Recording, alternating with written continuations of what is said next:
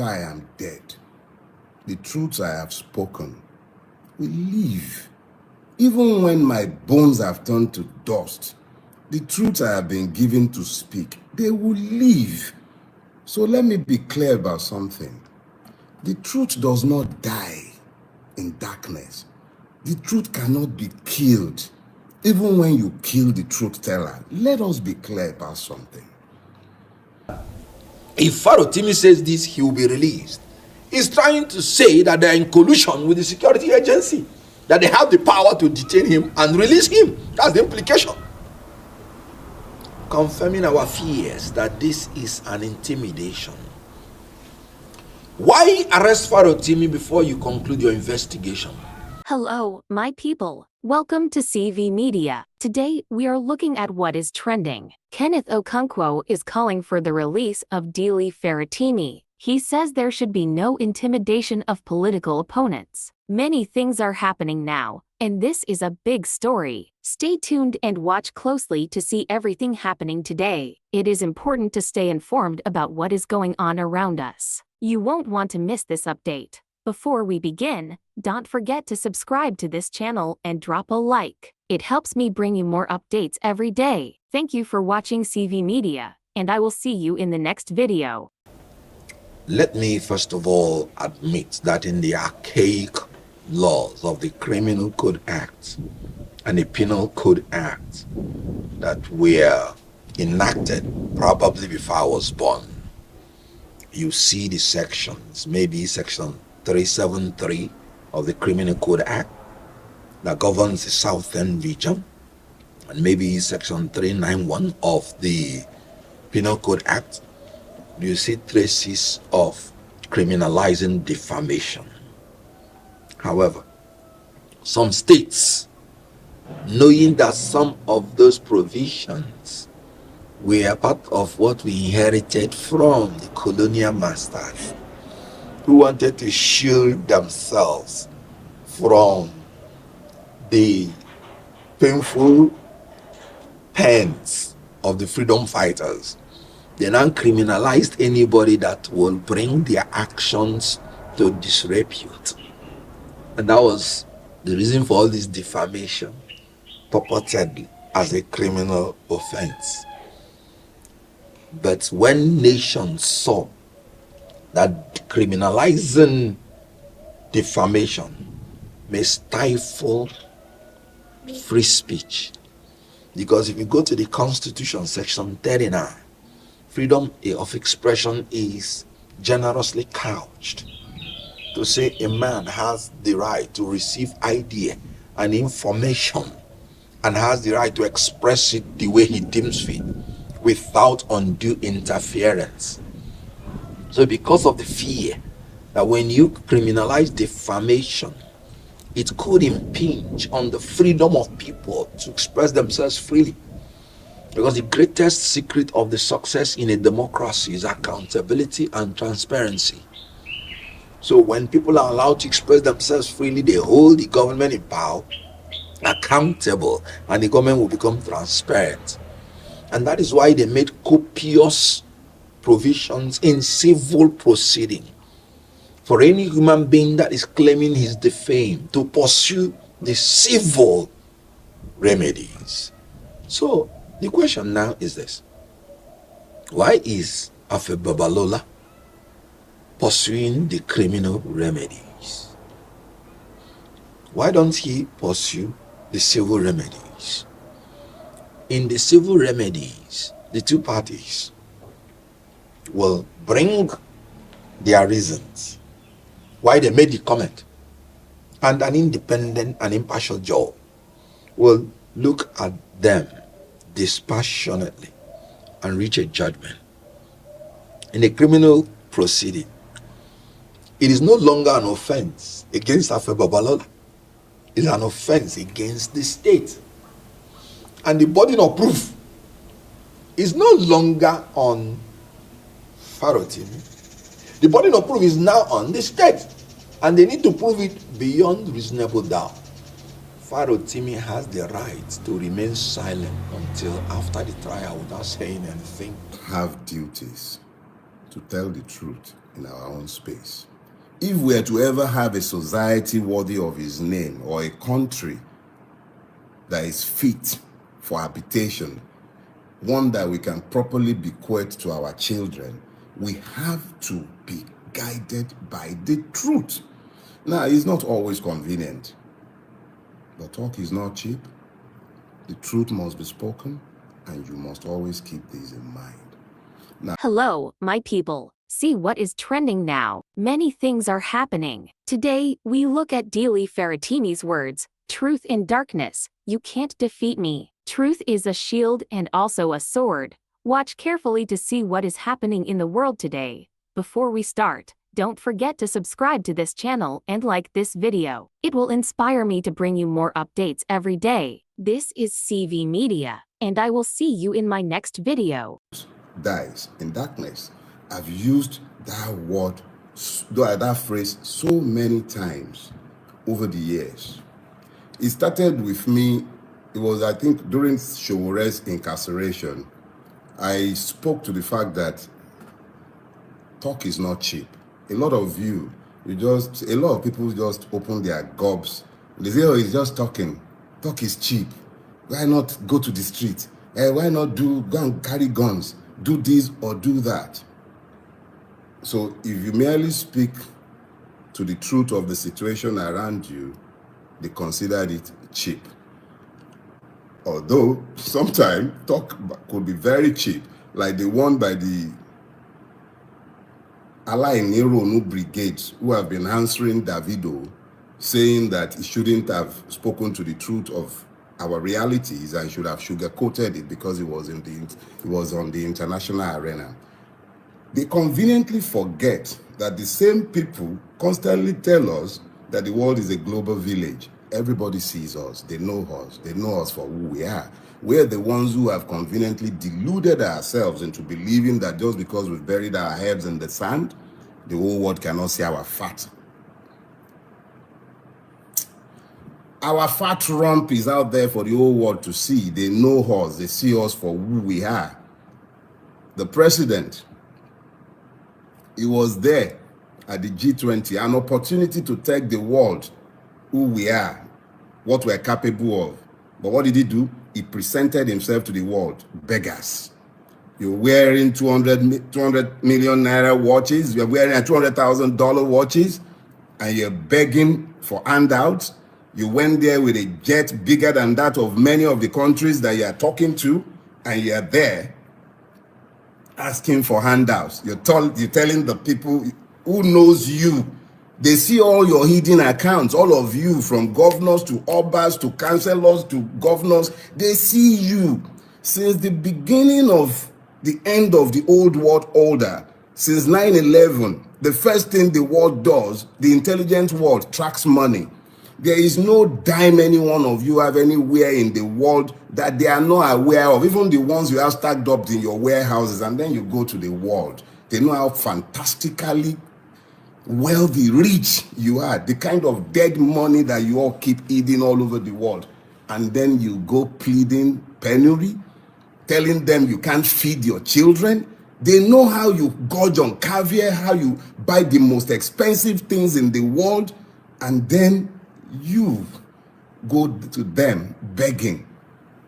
I recall the anecdote from my own generation where Babangida Ibrahim went to beg Thatcher and the West for debt forgiveness. And then she pointed at his watch. He was wearing a very rare, very, very rare Rolex. What was Thatcher wearing? Probably some basic thing that didn't speak to insane gathering of wealth. But we who went begging, I will not be derailed this morning. The point I'm making is the truth might be an offense, but it is not a sin. When you are told the objective truth of your reality, assess the truth you have been told. Embrace the reality of that truth and then work to change it if you don't like it. Now, What is the truth? You see, the amazing thing about the truth is that the hearer of the truth knows that it is the truth, even when it is revelatory truth. So the truth really does not require much by way of definition. Me and you, we know the truth. Truth must be distinguished from facts. Facts might change. Facts might evolve. Even truth might become even evolutionary in its revelation. But the point I'm making to you is the truth does not require any definition. But if you want to take it a little deeper, the truth is God. How about that? And I'll tell you why I say the truth is God. There is an immortal nature to the truth. The truth simply is immortal. If it is true today, it is true in 1,000 years from now. Facts may change. The truth does not change. It might become revelatory, and you might find more and more layers to the same truth. That is the essential nature of truth. But why is it that unconscionable men always hate the truth? It is the immortal nature of truth that irritates the demons in them. All men, regardless of how powerful or rich we might become, we are mere mortals, creatures in time. We will die someday, whether that be now or in 100 years' time. Each and every one of you alive and hearing me in this moment would all be dead in 100 years' time. That is just the reality of life. But the truth that I might speak today would live for an eternity, because it is simply the truth. It endures in the God Almighty, the ultimate author of the truth. So here is the thing with you demons who get irritated when I speak. I am not a saint. I am imperfect. I am completely given to my carnality like each and every one of you. But unfortunately for you, I have an incurable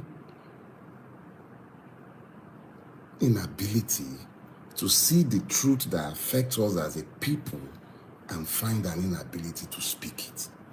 That's my offense. But the truth that I speak, they're not mine. They are simply the words that have been given to me to speak to you. Let me remind you, and I'll say this, I would explain this by giving you not an anecdote, but something that happened between myself and my PA. So I asked my PA, about I think a couple of years back, why do you struggle to repost my Facebook posts on the anniversary of those posts? And she went, but you've repeated them for years. I said, no, there is a reason why I do this. And I would explain the reason to each and every one of you today. Sometime, when you live in an environment as evil as the one that we have created in Nigeria, you have a duty to establish the truth. In establishing the truth, you repeat it. You say it repeatedly. In the face of the opposition to that truth, you continue to speak it. Now, if I told you something 8 years ago when I became active on Facebook, if I told you with absolute clarity that this is what you are doing and this is what would happen, and these things are happening in my lifetime and you're here to see it, and I keep saying these things to you over and over, and you continue to refuse to listen, I have a duty to stand as a witness against each and every one of the reprobates in high offices, in low offices, myself and my friend included. I have a duty to speak that truth, or I become as convicted as you all are in the evil that has overtaken us. So if the truth I speak irritate the demon in you, die. Because I ain't gonna stop until I die. But you know what? even long after I am dead. The truths I have spoken will live. Even when my bones have turned to dust, the truths I have been given to speak, they will live. So let me be clear about something. The truth does not die in darkness. The truth cannot be killed, even when you kill the truth teller. Let us be clear about something. You see, when you bury the truth, all that you will succeed in doing is to plant a seed. If you then make the error of offering martyrdom to the truth teller, what you guarantee is your own hands, each and every one of you. When the time comes, we will speak to your evil. It's not time yet. But let me explain something to you about the nature of truth. The nature of truth is that you simply cannot kill it.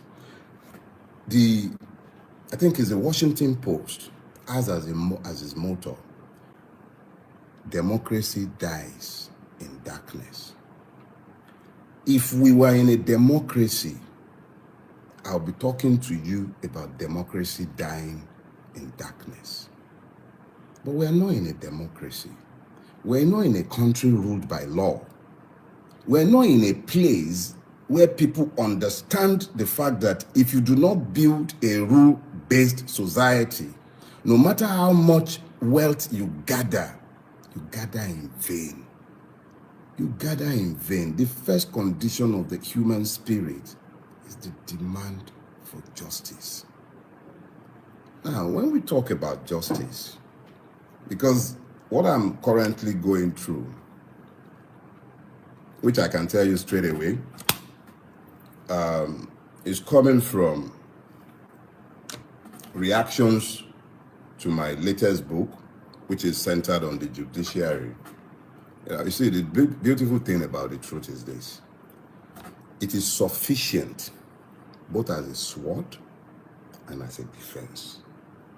And the amazing thing is that when you tell the truth, every time you tell the truth in the service of the God Almighty of all creation. Whether you're a Muslim, you're a Christian, whatever you choose to believe or not believe in, the reality is that when you tell the truth, you are walking in the services of God Almighty, and He will keep you, He will watch over you, He will protect you jealously.